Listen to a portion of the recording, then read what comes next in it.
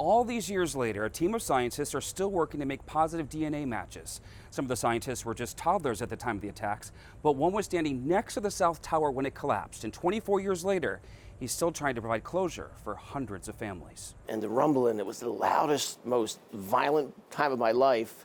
Shaking, stuff's coming down. On the morning of September 11th, Mark Desire rushed down to the World Trade Center just after the first plane struck the North Tower. That was really a defining moment for me. It was his job to collect evidence for the medical examiner's office. That morning, it was all hands on deck. And our job was to preserve the evidence to all of the victims and potential weapons and pieces of the plane. He was standing close to the South Tower when it collapsed. I was running, and I'm like, I'm going to make it through the door. And then I got hit, and I went through the window. He jumped inside a nearby building, the debris crushing his foot. A photographer snapped this picture of him a few minutes later. Mark's the one in the green in the middle.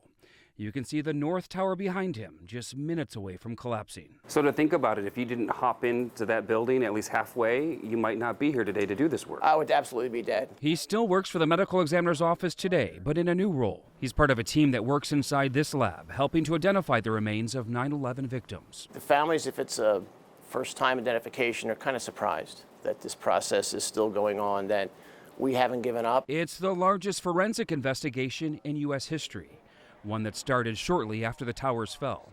Eyewitness News reported on it back then. Even the newest technology available to the ME after 9/11 cannot put a name to the remains. But these men and women refuse to give up. The chief medical examiner at the time, Dr. Charles Hirsch, made the decision to collect samples from family members of the victims for comparison and to preserve all the DNA found at the site. All of the samples will be preserved until there is a test that can match a name with the remains. And that preservation is why the current chief medical examiner can still carry out the mission today. This office made a promise to the families immediately following 9/11 that we would do whatever it takes for as long as it takes to identify the loved ones, their loved ones, and return them to them. 40% of the victims have not been identified yet. That's 1,100 people. The technology that we have today wasn't even a thought in anyone's mind 24 years ago. Including this machine. It replaces what used to be done by hand. This machine has made all the difference? This machine has been one of the biggest advances we've had. The samples undergo a chemical process that allows them to extract more DNA from more cells, from even the smallest of samples. They demonstrated how the process works using animal bones. So this is a game changer.